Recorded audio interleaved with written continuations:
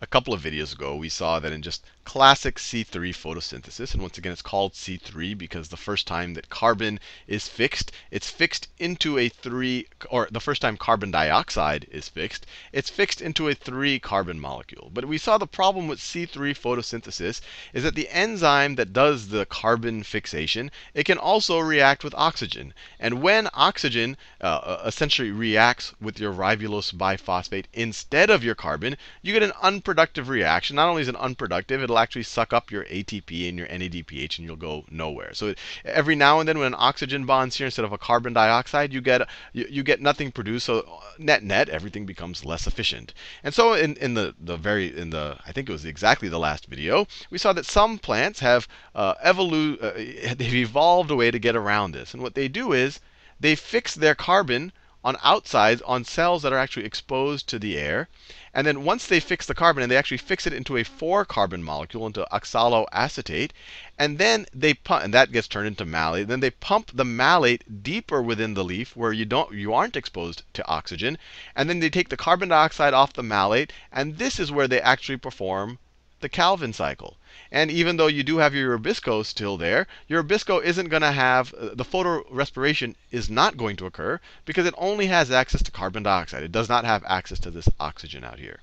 Now, and that's a very efficient way of producing sugars. And that's why some of the plants that we associate with being very strong sugar or even ethanol producers all perform C4 photosynthesis. Corn, sugar, I could write these down. Corn, sugarcane, and crabgrass. And these are all very, very efficient sugar producers because they don't have to worry too much about photorespiration.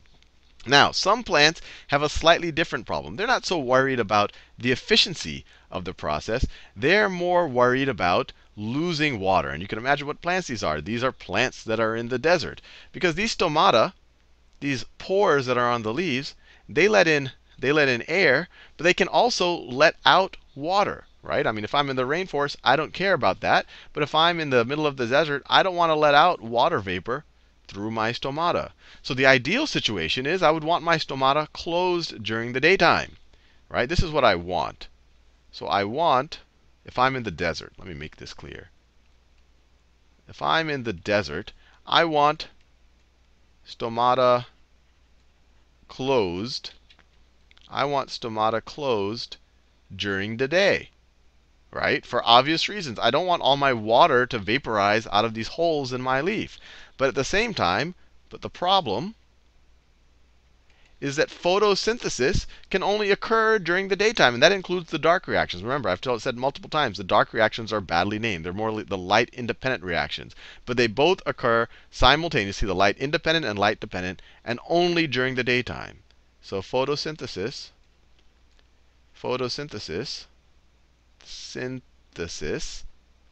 only at day. And if your stomata is closed, you need, to perform photosynthesis, especially the Calvin cycle, you need CO2. So how can you get around this? If I want to close my stomata during the day, but I need CO2 during the day, how can I solve this problem? And what desert plants, or many desert plants, have evolved to do, essentially does photosynthesis, but instead of fixing the carbon in outer cells and then pushing it into inner cells and then performing the Calvin cycle, they do it instead of outer and inner cells, they do it at the nighttime and in the daytime. So in CAM plants, and these are called CAM plants because I could tell you what it stands for. It stands for crassulacean acid metabolism, and that's because it was first observed in that species of plants, the crassulacean plant. But these are just called, you could call it CAM photosynthesis or CAM plants. They're essentially a subset of C4 plants. But instead of performing C4 photosynthesis kind of in outside cells and inside cells, they do it at the nighttime and the day. So they're a subset of C4 plants, or C4 photosynthetic plants. And what they do is, at night, they keep their stomata open. They keep their stomata open, and they keep their stomata open, and they're able to fix. So, and everything occurs in the mesophyll cells and the CAM cells, in the CAM plants.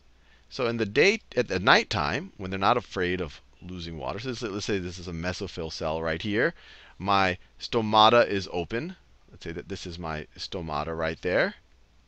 And so it lets in carbon dioxide. I'm not worried about losing water vapor. It's nighttime right now, so carbon dioxide comes in here.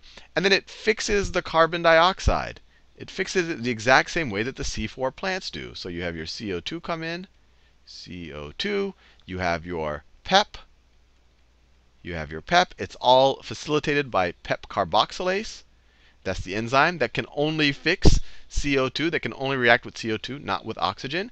And then that is used to produce, and we saw it here in our CAM4 diagram in the last video, that is used to produce malate, a 4-carbon molecule.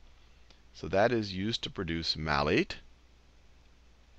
And then the malate, and then this is what's key. The malate gets stored in other organelles in the cell, in the vacuoles, which are, you can kind of view them as large storage containers in the cell.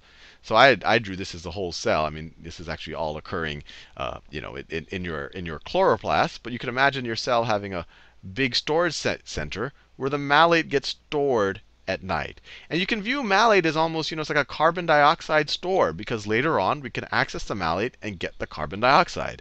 And that's exactly what these CAM plants are going to do. So this is nighttime. Then the sun comes up. So now we're in the daytime.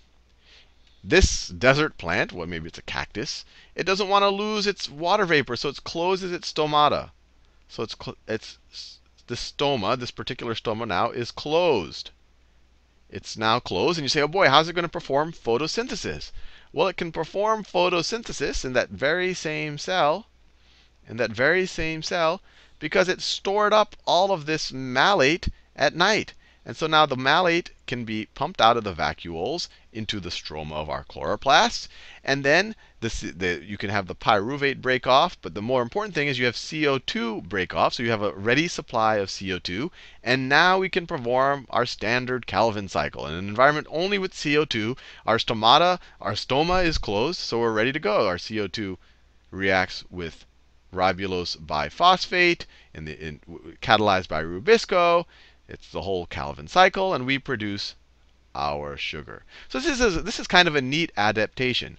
In these very efficient sugar-producing plants that aren't that worried about water, they perform carbon fixation on things that are exposed to the air, and then they pump kind of a stored version of the carbon deeper into the leaf to actually perform the Calvin cycle, so that it's not lossy, so that photorespiration doesn't occur, because down here you have no oxygen. The desert plants, I mean, they benefit from that property as well. But their whole concern is, I don't want to keep my stomata open in the daytime. So what I do is I fix my carbon at night. But I use the exact same process. I use PEP carboxylase.